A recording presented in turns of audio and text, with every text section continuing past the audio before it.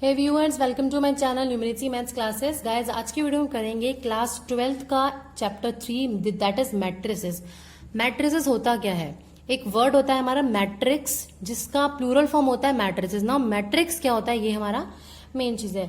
Matrix क्या होता है? देखो, matrix is an ordered rectangular array of numbers और फंक्शन। मीन्स किसी भी नंबर की अरेंजमेंट, मतलब मान लो मैं 1 2 3 4 को ऐसे रैंडमली लिख दूं तो वो गलत हो जाएगा।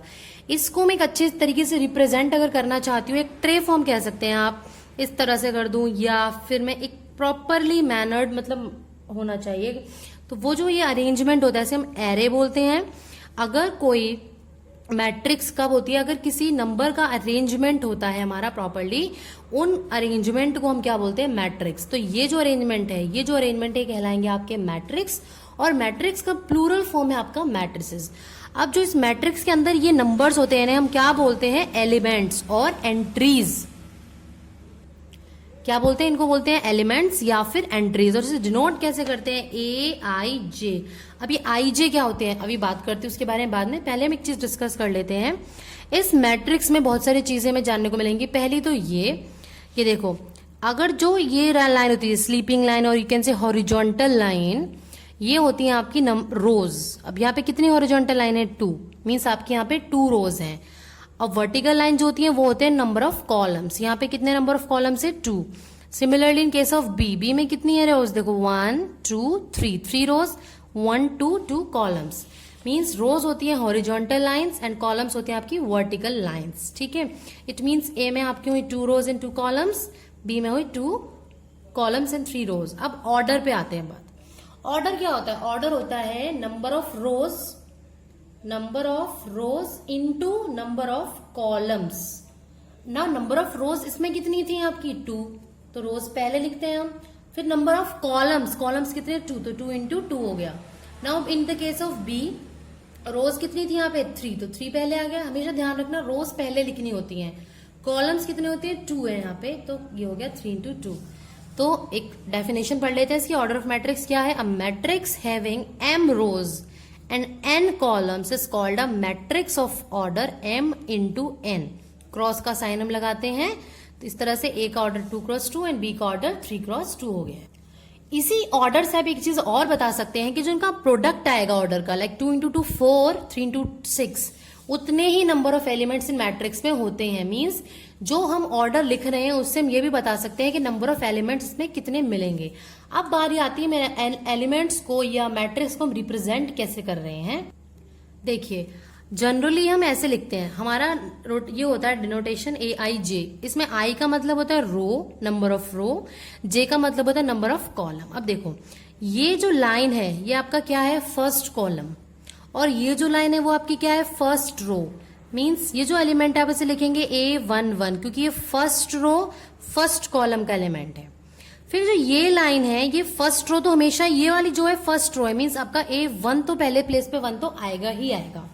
सेकंड प्लेस पे जैसे जैसे कॉलम चेंज होंगे आप इन्हें लिखते जाएंगे। फर्स्ट कॉलम तो A11, सेकंड कॉलम तो A12।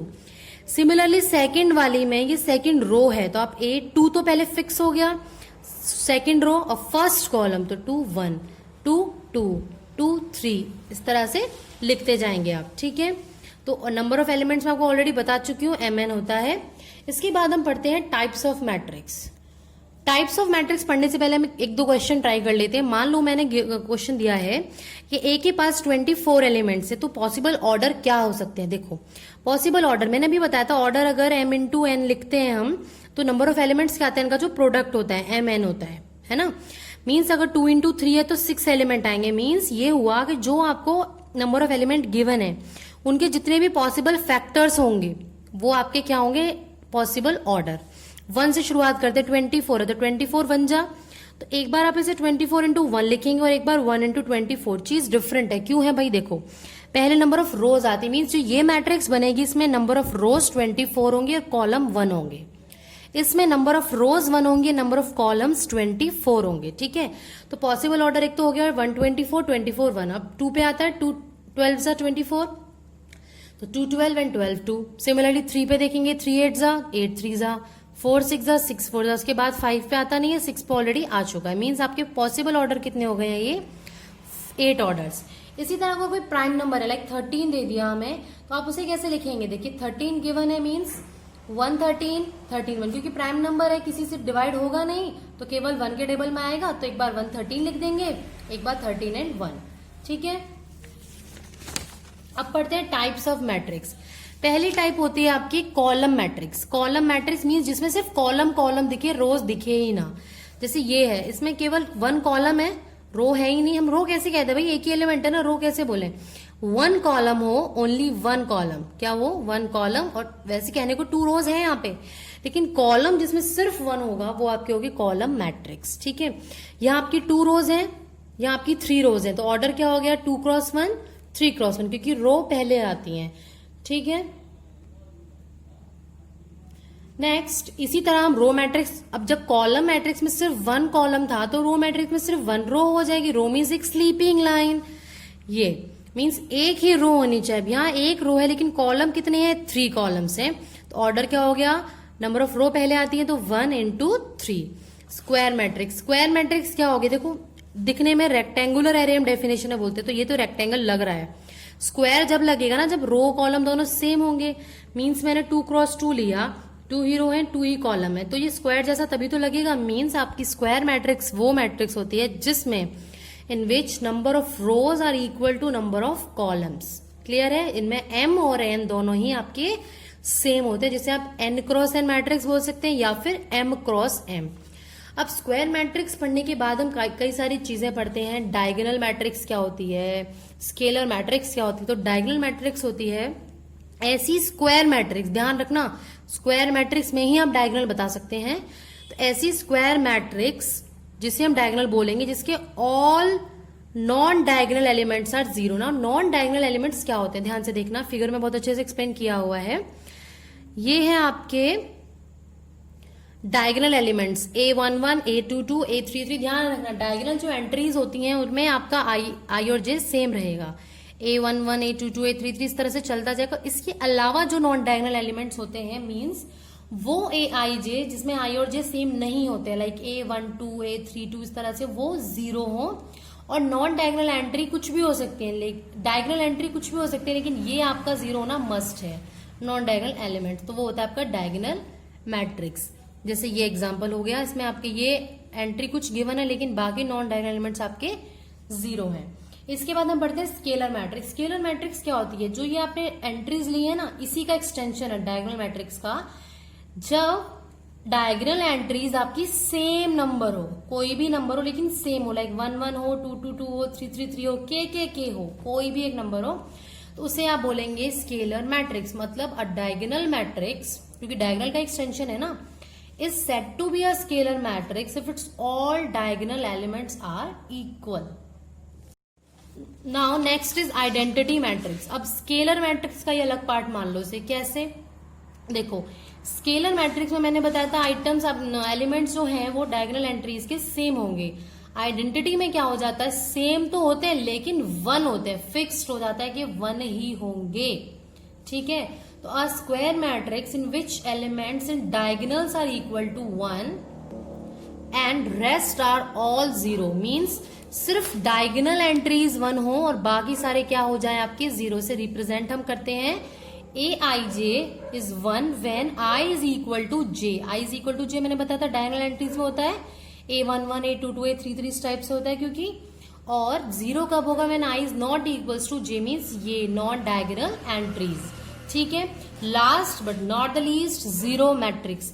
A matrix in which all items are 0, जिस मैट्रिक्स के सारे आइटम 0 हो, एलिमेंट 0 हो, वो मैट्रिक्स होती है 0। उसको बड़े से O से या बड़े से 0 से हम रिप्रेजेंट करते हैं।